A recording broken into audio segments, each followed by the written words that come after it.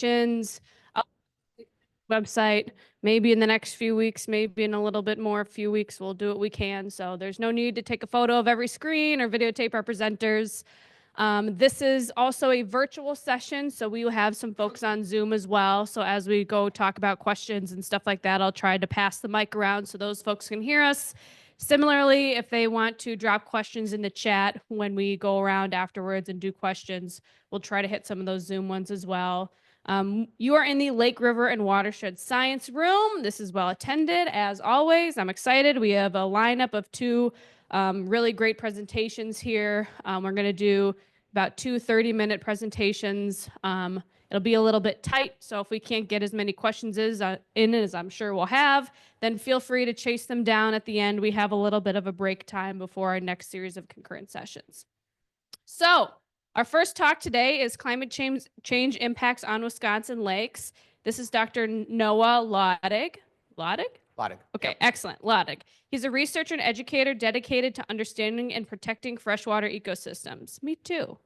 With expertise in aquatic ecology and environmental monitoring, he focuses on how climate change and human activity influence lake and river systems.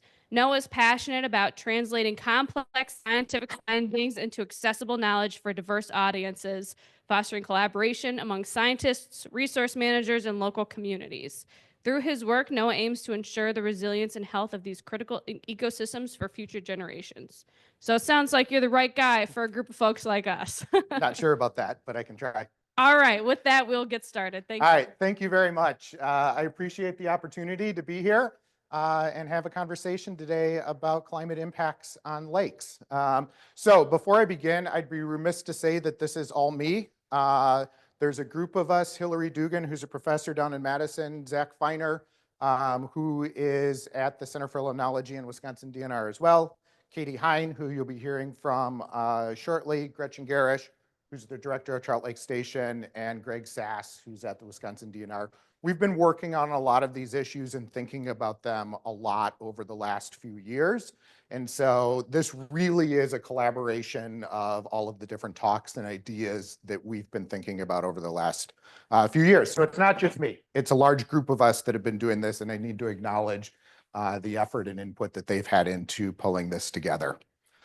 So I want to start out with a roadmap. What are my goals for you guys today in what I'm going to go through? And so first is understanding climate change signals in Wisconsin, exploring the impacts of climate change on physical dynamics of lakes, thinking about physical changes in lakes and the biota that live in them. I'm going to use walleye as an example.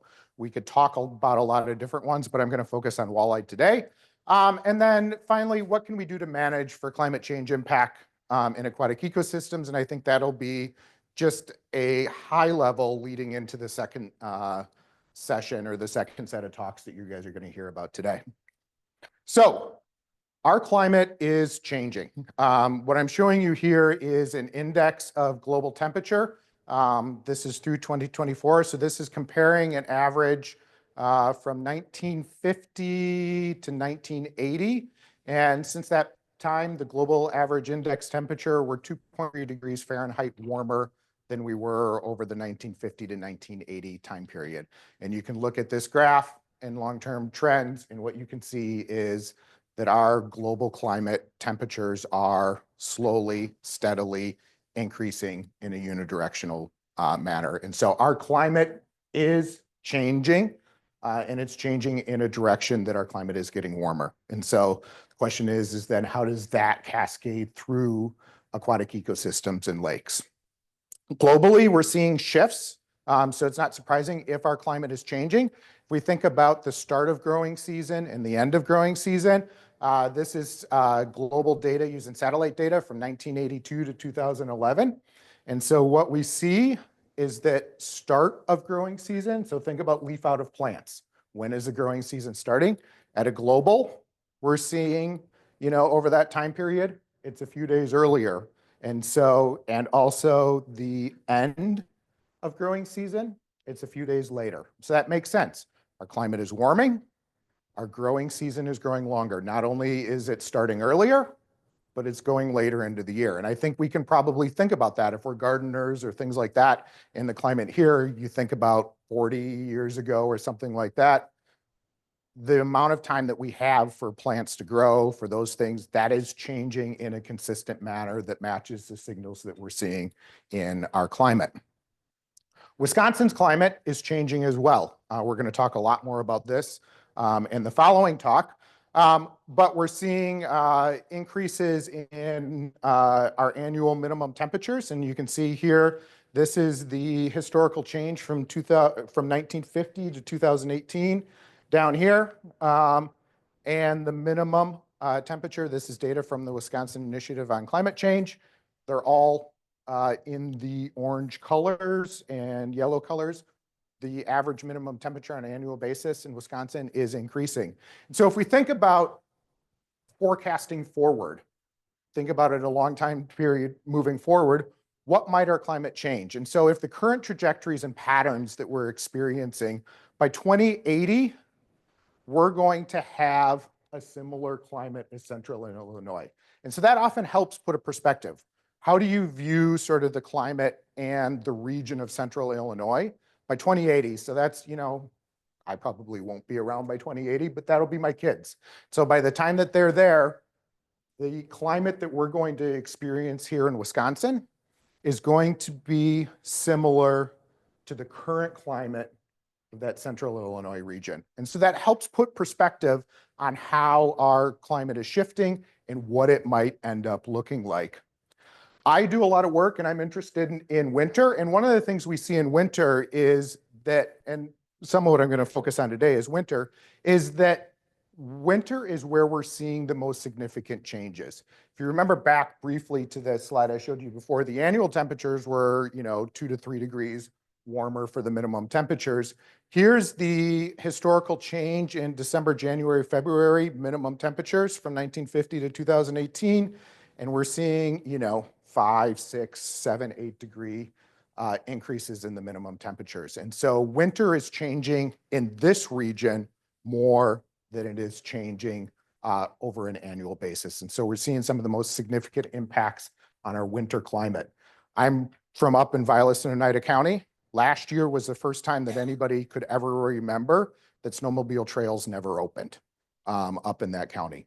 And so there's no recorded history of that not happening up there. And they were only open this year for a very, very short period of time. And so winter is changing more in this region in Wisconsin than across the entire annual time scale.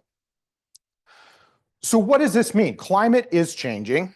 It has an impact. We're seeing it in winter. How does this cascade through the ecosystems? I had the opportunity to work with a bunch of colleagues to think about a special issue on how climate is changing ecosystems. And this focused on research sites that are really focusing on long-term ecological change. So it's part of the Long-Term Ecological Research Network program. It's the sites that I'm involved in.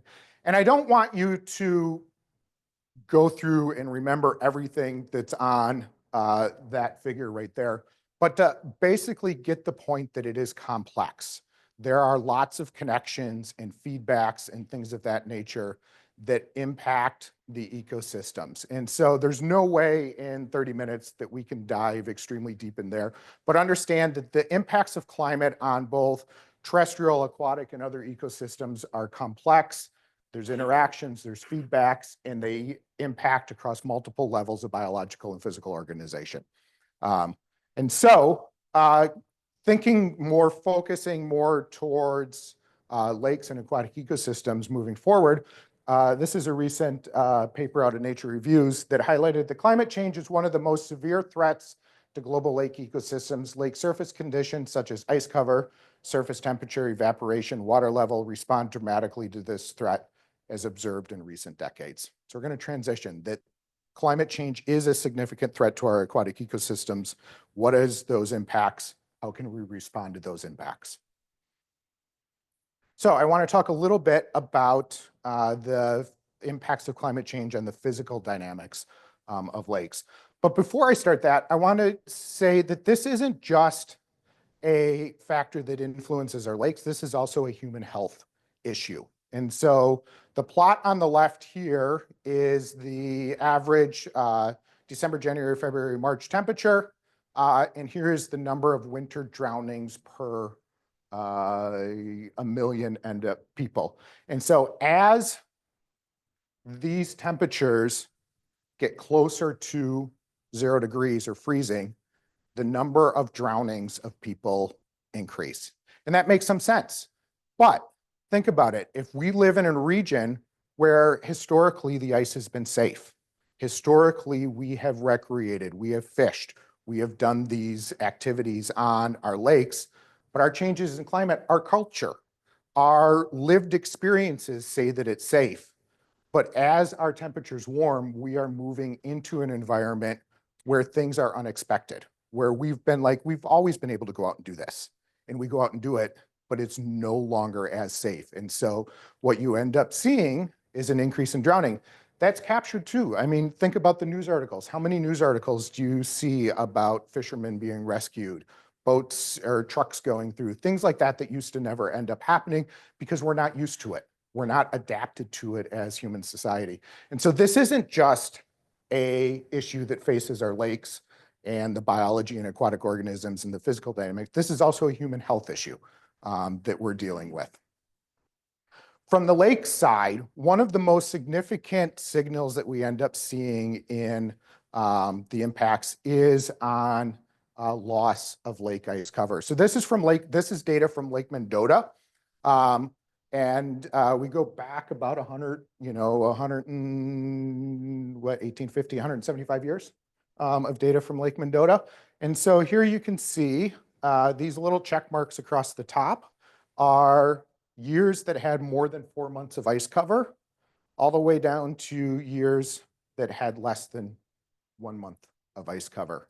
And what you end up seeing is back in the 1850s, we saw a lot of years where there was more than 4 months of ice cover. Look at the recent future.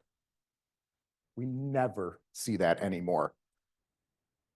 Nearly a century, more than a century, we never saw ice cover less than a month.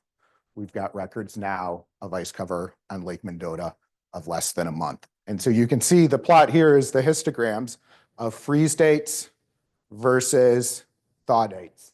And I probably don't need to tell you guys what decades the different colors are. You can see them starting to shrink and collapse together. And so we are losing ice. We are losing winter as we experience it here in Wisconsin and the Northwoods, where the seasonally frozen dynamic of our lakes is such an ingrained part of our culture. We are losing that dynamic of the world that we live in. And it's not just in Lake Mendota. Here's examples. This is out of that special issue that I showed you earlier, that we also see it in rivers. This is ice out in rivers going back, over 100 years. Ice out is happening earlier. A variety of different lakes that we're experiencing. Lake Mendota here is the data that I just showed you earlier.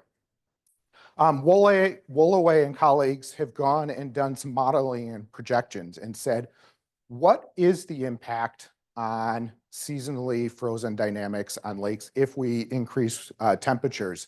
And so what you're seeing here in these different colors, so here's the current, and so these are lakes currently that experience intermittent ice cover. So they may or may not freeze on a basis. As our temperature increases, that line moves north.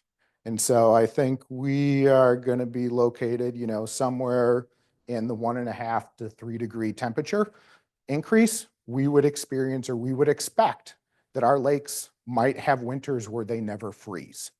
And so that's an impact. It also has impacts on the dynamics of lakes. And so how many people here know when I say if a lake is stratified, what I mean? This is fantastic. I don't think that I've sat in an audience that, is non-scientist and even a scientist went and asked that question and seen so many hands come up. And so this is going to make perfect sense to you guys then, that here's here's the current observed temperatures. Here's the current length of stratified ice season as temperatures increase. The length that the lakes are stratified is increasing. We can project forward using different climate models for how our temperature might increase, and also take that and project forward the duration of stratified water columns in lakes is also increasing. Well, a lot of this makes intuitive sense if you think about it. This shouldn't be that surprising, but we're seeing these predictable results and impacts in lakes. One of the things that really has struck us is it's not just about this slow and steady increase. And really that's what climate change is. It's this slow, steady, gradual increase. And a lot of things can, or some things can adapt to that, right?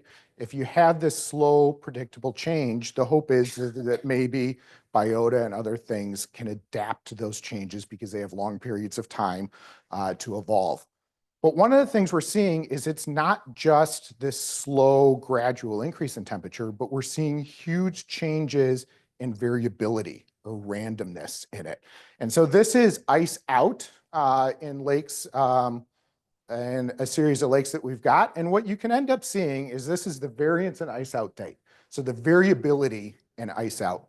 And so think of this, this is relatively stable variance in ice out date for, you know, the 1900s to 1975, 1980, that period. Ice out on a lake used to be really predictable. There was low variance and constant variance. It basically, ice out went within a couple weeks of, you know, when it was on average. It was a very predictable thing. We look more to the future, and what we're seeing is these huge increases in the variability in ice out. And so what used to be a really predictable phenomenon that a lot of things that live in lakes cue off of is now unpredictable. It's happening at really, you know, 1 year, it could be really different from the next year. And so things not only have to adapt to this slow and steady increase in climate, they also all of a sudden have to adapt to something that's happening and is really unpredictable and extremely variable. And we're referring to this as whiplash. You go from 1 year, it's one thing, and then it's a pure whiplash, and the next year it's something else. And that is really hard for the biota and organisms that live in our lakes to adapt to that type of thing. Oop, not all of my, oh, that's interesting. This is just an example. There's supposed to be another picture here of a vehicle I was driving go through the ice. An example, so 2012, ice out went out on March 20th. So what, 8 days ago? In northern Wisconsin, ice was out. We're still well socked in this year. The next year, we had 2 weeks and all of our undergraduate students were supposed to be showing up at our field station, and we still had a ton of ice on our lakes. And so that just an example of like, this used to never happen. And now it seems to be happening more and more. So how does this relate to organisms and fish? Really, you know, we jokingly call this the average Wisconsinite. Okay, great. How does it impact walleye? How does it impact perch? How does it impact bluegills? What is the impact? Yeah, and the weeds in the lake. That's another thing, you know, that you end up seeing. You increase these growing seasons. Ice comes out earlier. There's a lot more opportunities both for the native macrophytes and the invasive macrophytes in lakes to grow. And so I'm part of a lake association, and we experience that a lot of people being like, hey, I've noticed plant growth, you know, far more substantial than I've ever seen in the past. And it's not always invasives because they need sunlight and warm water, and climate change is providing the mechanism for that to experience or for that to happen. So this is coming back to that unpredictability, and I'm really going to focus on that unpredictability and variability that I saw, that I talked about earlier. And so unpredictability can lead to mismatches. And so we're going to start with, how is it supposed to happen in a hypothetical scenario? So we have ice off happening. And so this is abundance, this is time. These are going to be little pictures of the organisms that I'm interested in. So we've got ice off happening. As soon as ice off happens, there's a whole bunch of new sunlight into the lake. The lake's turned over a little bit. There's nutrients. We get a nice pulse of algae growing. And so people have often experienced, the lake goes out, turns over, it gets green. Get a nice pulse of algae growing.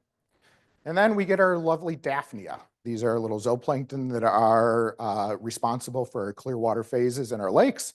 And so we get our pulse of algae growing, and that follows by a nice pulse of Daphnia. They respond to the algae growing. There's a whole bunch of Daphnia there. And then we get our fisheries. Our fisheries often rely on those zooplankton in the early life stages for food. And so we get these predictable pulses that line up in a sequence: algae, Daphnia, food for fish. It happens in this sequence that matters. But what happens when things get unpredictable? Say ice goes off really early, we get an early pulse of algae, as we'd expect. Ice goes off, but the zooplankton aren't cued and ready to go. And so that algae pulse goes down, and then there's not as much algae there. And so we get a smaller amount of zooplankton. There's not as much food. There's not as much resource available for them to eat. So we have a smaller amount of zooplankton coming. Not surprisingly, if there's not much food, what are the fish going to eat? What are those young fish going to eat? And so there isn't the resource there. And so what we have is a mismatch. What was normally happening in this predictable, expected sequence now has been disconnected. And so the timing of that has implications for trophic interactions and cascades as we move farther along. Does that make sense?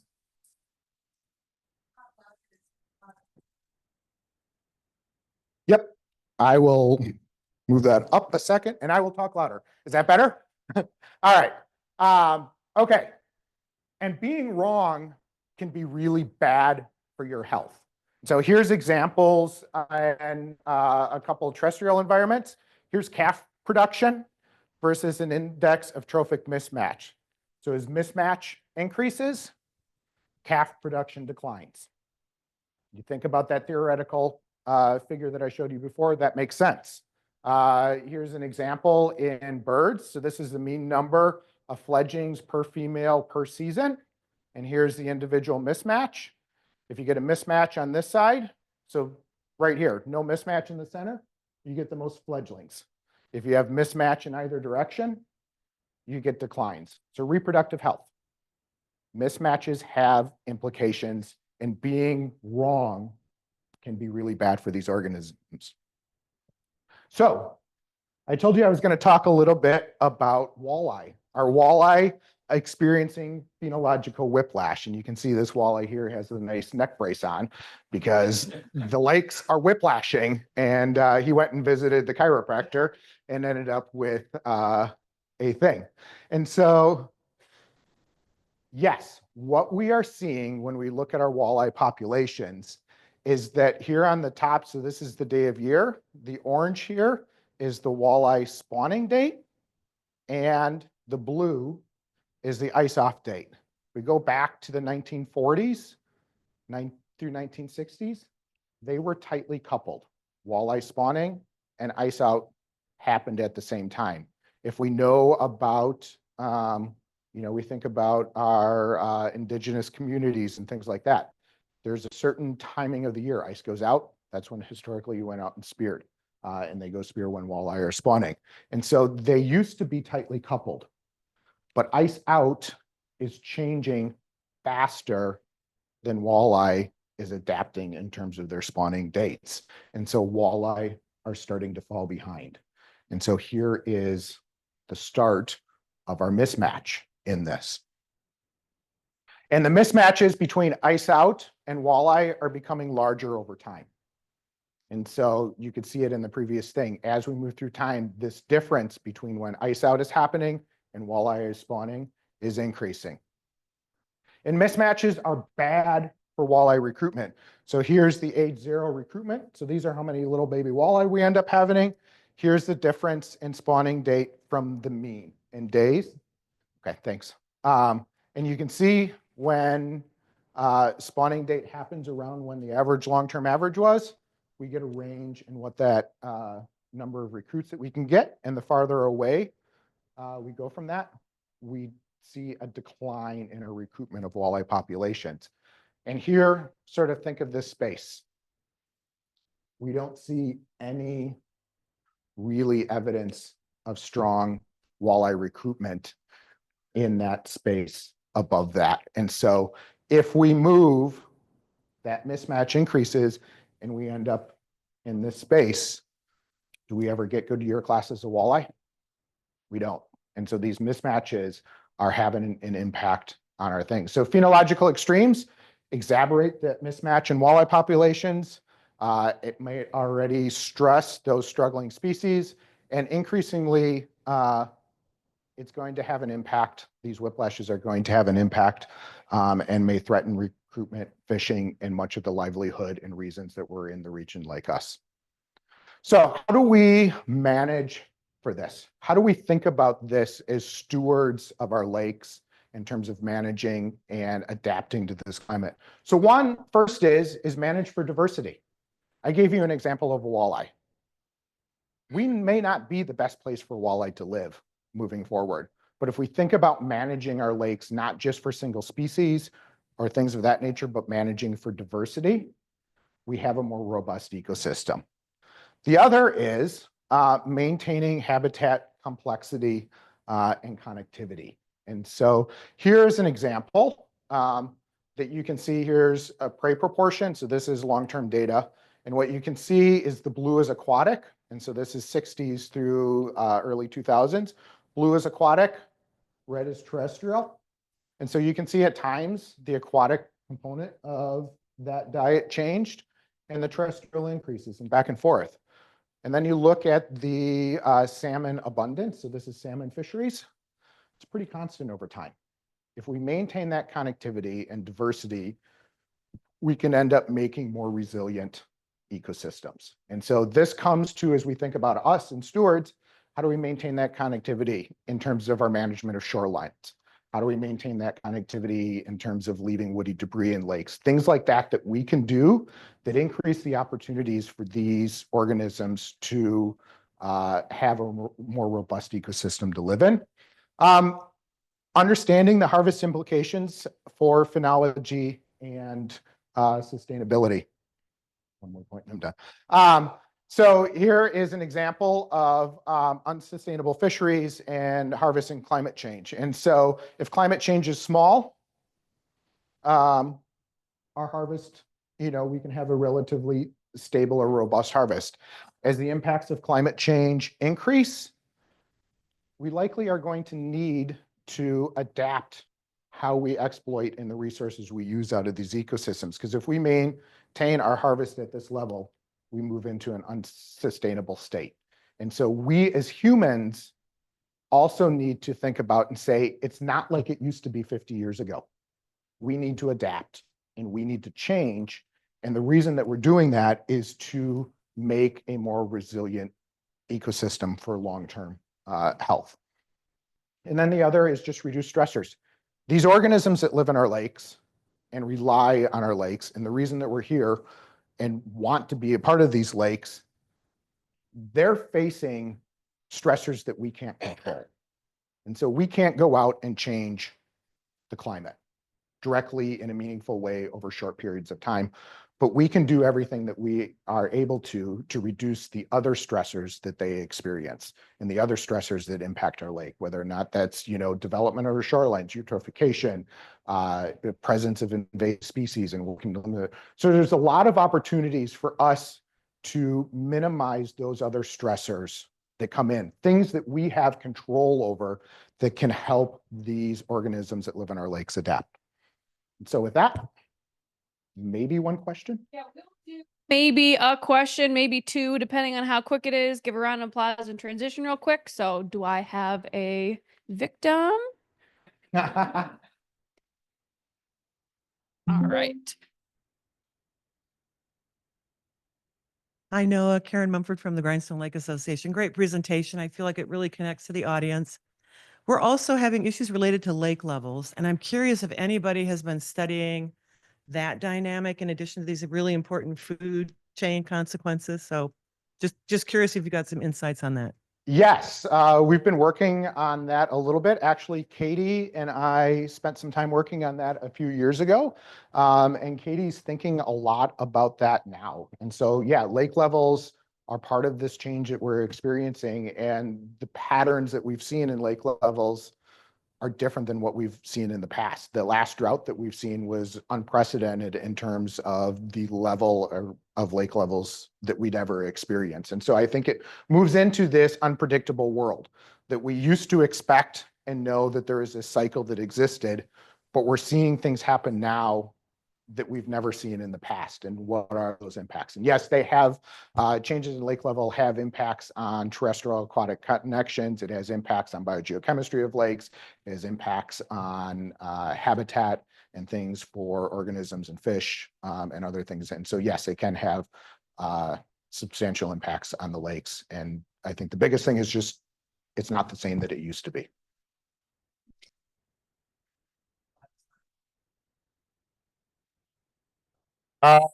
It was 2022.